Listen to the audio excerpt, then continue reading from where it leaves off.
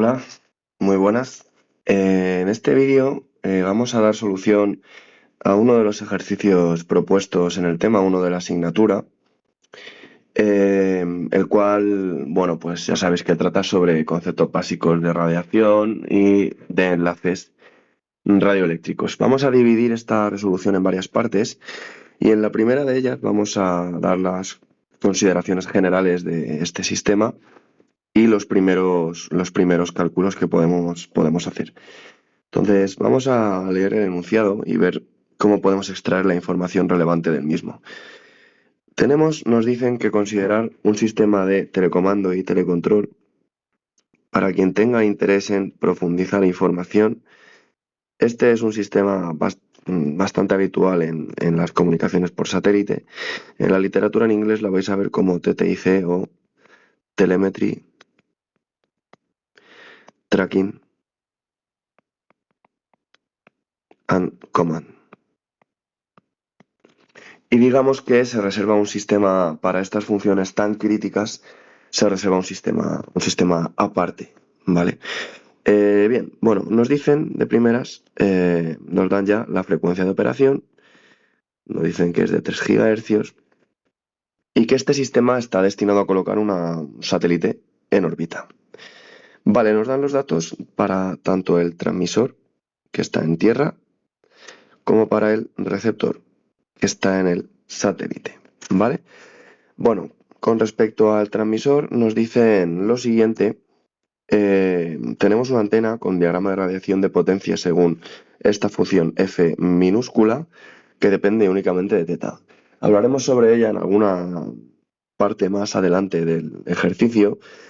Simplemente comentar que toma la forma de exponencial de una constante c por coseno de teta. La polarización con la que emite la antena transmisora es lineal. Podemos poner aquí polarización, transmisión lineal. Y nos dan como dato que la potencia transmitida es de 100 vatios. Además, nos dicen que supongamos adaptación de impedancias entre transmisor y antena. ¿Qué quiere decir eso? Bueno, eso quiere decir que el coeficiente de adaptación en transmisor pues es igual a 0, ¿vale? Os recuerdo que los coeficientes de adaptación nos daban cómo de diferentes eran las impedancias del circuito que yo quiero alimentar con respecto a la impedancia del generador. Dicho de otra manera, por ejemplo, para el caso del transmisor, vamos a tener que ese coeficiente de adaptación sería la impedancia de la antena transmisora vista su entrada menos la impedancia del generador conjugado partido por la impedancia vista la entrada de la antena transmisora más la impedancia del generador. Bueno, cuando ambas son iguales, este coeficiente de adaptación es 0 y eso es precisamente lo que nos están diciendo. Este coeficiente además nos relaciona, como ya hemos visto en otras asignaturas, potencias entregadas y potencias disponibles. Os recuerdo la expresión. Voy a bajarme un poco esta expresión abajo para que no nos moleste. Como decía, Z, esos coeficientes de adaptación nos relacionan en módulo cuadrado potencias entregadas y disponibles. En el caso de que esto sea 0, resulta que la potencia entregada y disponible es la misma. La disponible en el transmisor, ¿cuál va a ser? Pues la que ya conocemos comúnmente como potencia disponible en el generador. Por tanto, esa potencia entregada en el transmisor la vamos a poder ver como la potencia disponible por el generador con los datos que me están dando, ¿vale? O sea, es decir, que esto es potencia transmitida 100 vatios. Lo vamos a poder ver como una potencia entregada al transmisor y como hay adaptación de impedancias, lo vamos a ver como PDG. Es decir, el enunciado, sin quererlo, nos da PDG. Hay un matiz aquí y es que lo que nos dicen es potencia transmitida. Bueno, la potencia transmitida, a mi modo de ver, debería ser la potencia ya radiada fuera de la antena. Pero bueno, en el caso en el que nos ocupa, vamos a suponer pues que no tenemos pérdidas y que podemos entender la potencia transmitida como la entregada al transmisor. Vale. Con respecto al receptor, vamos a bajar un poco la pizarra. Con respecto al receptor nos dicen que pues dispone de una antena casi isotrópica con una ganancia de antena en recepción entre -1 dBi y 2 dBi. La polarización es casi circular con un axial ratio máximo de 2 dB, o dicho de otra manera, el axial ratio va a ser menor o igual a 2 dB. Es decir, no es una polarización circular perfecta, sino que la elipse de polarización va a tener una cierta excentricidad. Esa cierta excentricidad nos va a suponer que tenemos que iterar para los siguientes cálculos que haremos con respecto al factor de pérdidas por polarización. Esto lo trataremos en la siguiente parte de resolución de este problema. Bien, voy a poner por aquí una línea para separar transmisor y receptor, ¿vale? También tenemos factor de ruido del receptor. Ese factor de ruido es la figura de ruido del receptor, ¿vale? 3 dB. El ancho de banda del sistema receptor lo voy a escribir como bandwidth receptor, 1 MHz. Y el dato más importante a partir del cual vamos a iterar en el problema, que es la relación señal a ruido mínima. Nos piden en el receptor una relación señal a ruido mínima de 20 dB. Es decir, el transmisor, si pintamos aquí, vamos a poner aquí apartado 1, pintamos aquí un satélite.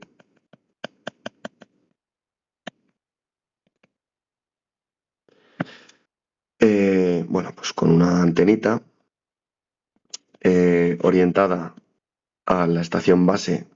Vamos a pintar con la típica figura de antena de radiocomunicaciones.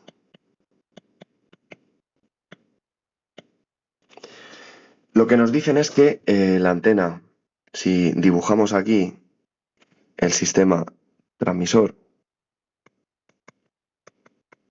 PDG, ZG, bueno, pues que vamos a emitir una cierta señal con una determinada potencia al satélite, y que en el satélite, donde tenemos el sistema receptor visto como una impedancia equivalente de receptor, lo que va a pasar en ese receptor es que el propio receptor va a generar ruido y va a empeorar la relación señal a ruido, dado como esa figura de ruido de 3 dB, y además vamos a captar ruido de el ambiente. Ya dijimos en clase que todas las fuentes de ruido presentes en todo punto θ phi del espacio se pueden modelar con una temperatura de brillo, y que esa temperatura de brillo ponderada por la ganancia de la antena de recepción nos va a dar una temperatura equivalente de antena, que es este dato. Por tanto, esa figura de ruido del receptor, que nos va a dar una temperatura equivalente de receptor, junto con esa temperatura equivalente de antena de 40 Kelvin, nos van a provocar una potencia de ruido total determinada. Bueno, pues retomo por donde iba. Lo que nos pide el problema es que la señal que le llega al receptor sea 20 dB más potente, o con mayor potencia, que el ruido que se genera en el receptor más el ruido que capta el receptor del espacio, ¿vale? Entonces, el problema lo vamos a atacar en primera instancia desde aquí, porque es de donde vamos a poder empezar a resolverlo.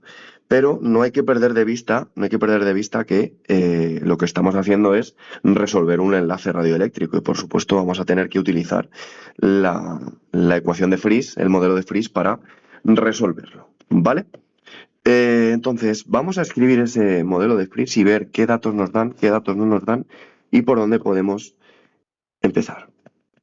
Ese modelo de Friis nos dice que la potencia que se entrega al receptor será la potencia disponible por el generador en el sistema, en este caso de tierra, por distintos términos de pérdida o de ganancia. El término de pérdida lambda sub 0 partido 4 pi r, todo ello al cuadrado, nos daba las pérdidas por espacio libre que cuantifican cuánto pierde la señal cuando se propaga desde un punto inicial de origen a una distancia r, ¿vale? Esas señales se propagan en frentes de onda esféricos y según r crece, pues la densidad de señal, de potencia de señal que hay en la misma unidad de área, pues decrece, ¿vale? Por supuesto tenemos los términos, los términos de ganancia de las antenas transmisora, y receptora.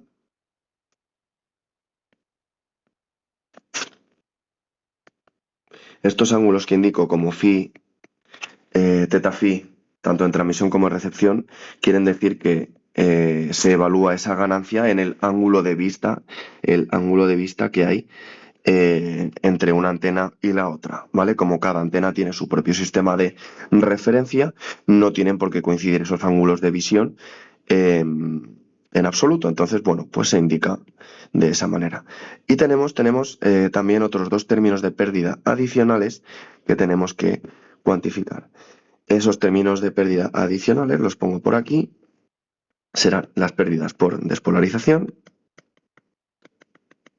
De nuevo, dependiendo del ángulo de vista, es posible que esa pérdida por despolarización sea mayor, más o menos grave. Por tanto, hay que evaluarla de manera general en el ángulo de vista.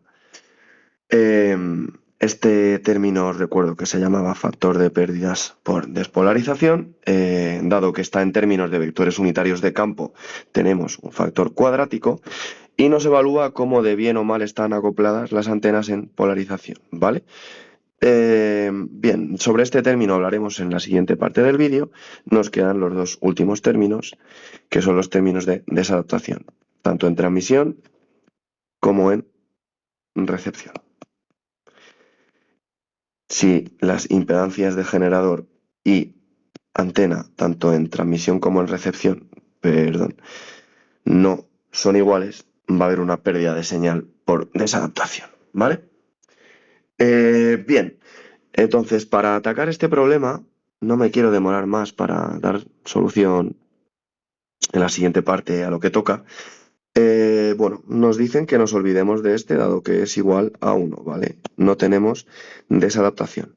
No nos dicen nada, pero es importante que tengamos seguridad en lo que estamos haciendo y podamos hacer según qué interpretaciones. El enunciado del problema no nos dice nada en concreto a la impedancia que tiene la antena a la entrada en recepción, ni tampoco sobre la impedancia del receptor vista en su entrada. Entonces no podemos estimar la desadaptación presente en el receptor. Como no nos dicen nada, nos podemos facilitar la vida y decir, bueno, pues vamos a suponer que existe adaptación de impedancias.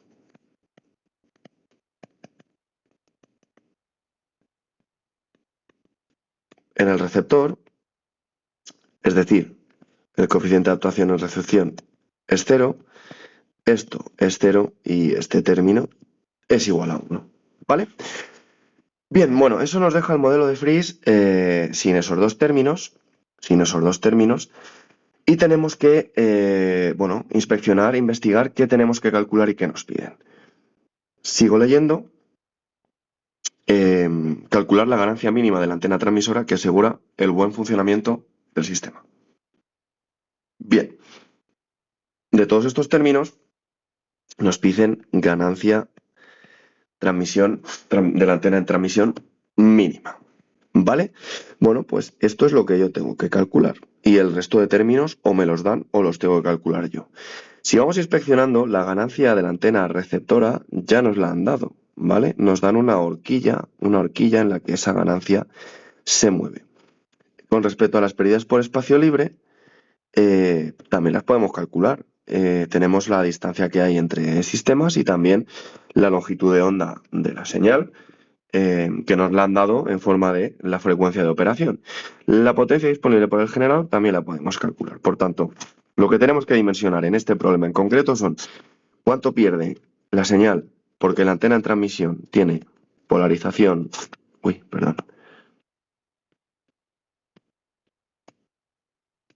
polarización lineal, y la antena recepción es casi circular con un axial ratio menor o igual a 2 dB. Esa es una, y la vamos a hacer en la siguiente parte. Y la otra es, pues, cuál es la potencia entregada mínima necesaria en el receptor para que exista comunicación. Entonces, esta potencia entregada mínima es por donde vamos a empezar el problema, dado que nos han dado, valga la redundancia, la relación señal al ruido mínima a cumplir en el receptor. ¿Vale? Entonces, seguimos. Si escribimos la relación señal al ruido mínima a establecer o a imponer para que exista comunicación, nos dicen que es de 20 dB, ¿vale? Y bueno, si os vais a las diapositivas de la asignatura a ver qué forma toma esta relación señal al ruido mínima, toma la forma de potencia entregada en el receptor partido por la potencia total de ruido. Esta potencia total de ruido va a ser, si recordáis, la constante de Boltzmann por el ancho de banda del sistema receptor por la temperatura total del sistema. Esto lo escribo porque esa temperatura total es la composición de dos temperaturas equivalentes de ruido. La temperatura equivalente de ruido de la antena, es decir, lo que el sistema receptor capta desde fuera, con todas las fuentes ruidosas que hay presentes en todo punto θ phi del espacio, más la que el sistema receptor mete al enlace, ¿vale? El receptor genera ruido, tiene una figura de ruido distinta de uno, entonces genera ruido adicional. Entonces, a partir de esta expresión, vamos a poder estimar esa primera cantidad que es la potencia entregada en el receptor, que, dado que me dan la relación señal a ruido mínima, pues será la potencia entregada en el receptor mínima tal que se cumpla esa relación señal a ruido. ¿Vale? Bien, bueno, pues si iteramos, esta potencia entregada en el receptor mínima será la relación señal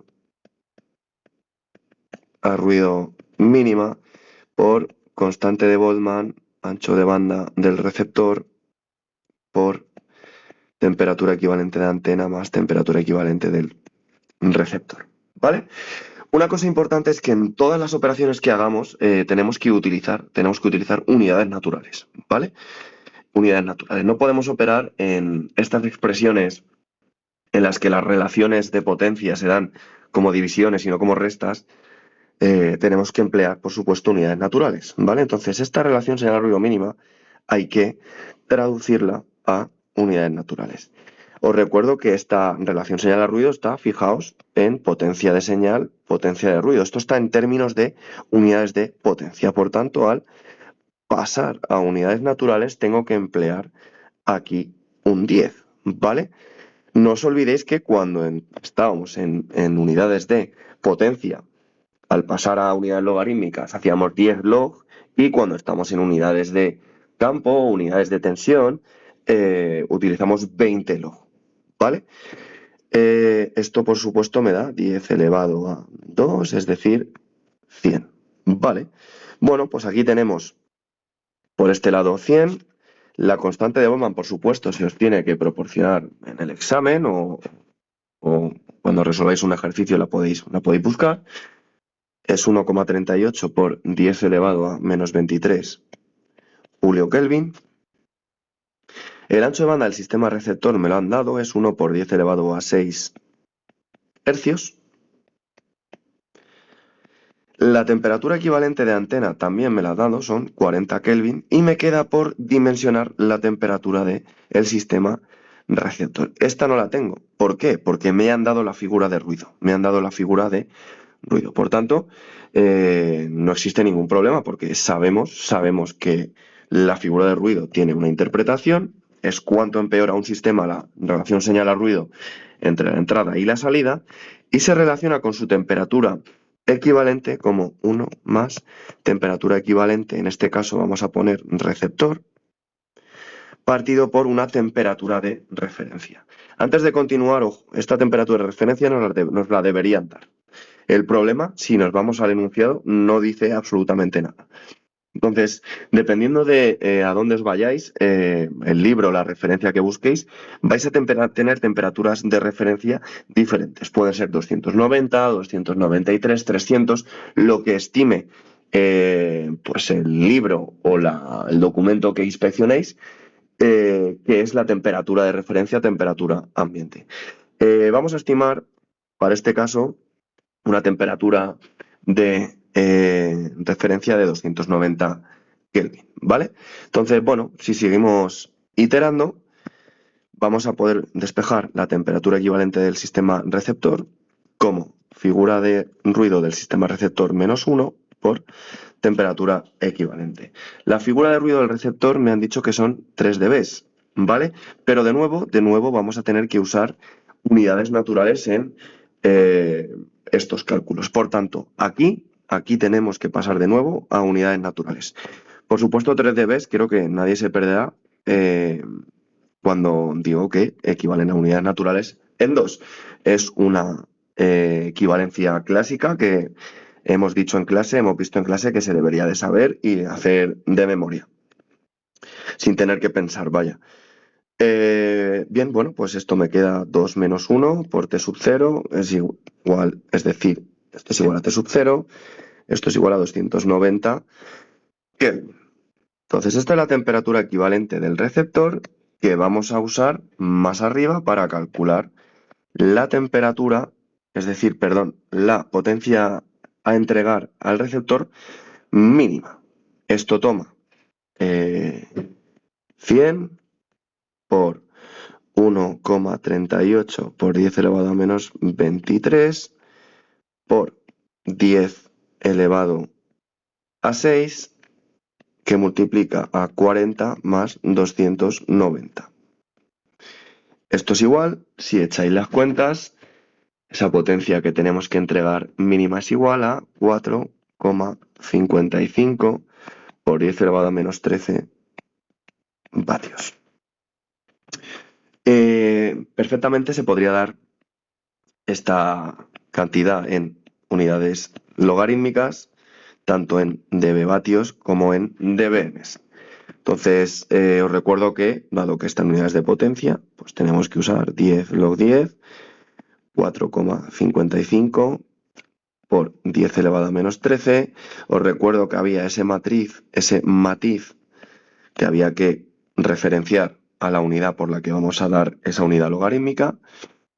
Esto me queda menos 123,4 dB vatios. Y podemos hacer lo mismo para dBm, 10 log 10, 4,55 por 10 elevado a menos 13 vatios. Pero ojo, hay que darlo en unidades de milivatio. ¿Vale? Entonces, bueno, aquí tenemos que ponderar por 10 elevado a menos 3. Si hacemos esto, nos da menos 153,4. Uy, se me ha ido el... Perdonad, se ha ido el lienzo. Retomo, menos 153,4 dBm. Bien, antes de seguir, fijaos que la traducción entre una y otra, ya la comentamos en clase, es de más o menos 30, dependiendo en qué dirección vayamos. Al final pensad que esto está multiplicando a lo que había antes, y multiplicar dentro de un logaritmo significa hacer la suma de esto con la suma de esto. Entonces, 10 log 10 de 10 a la menos 3, al final es menos 30. ¿Vale? Nada, para completar un poco el resultado. Entonces, bueno, vamos a quedarnos con este resultado de aquí para seguir iterando. En la siguiente parte de la resolución vamos a volver a este modelo de Friese y a intentar dimensionar el término de factor de pérdidas por despolarización y ver cómo operamos con esa ganancia en recepción.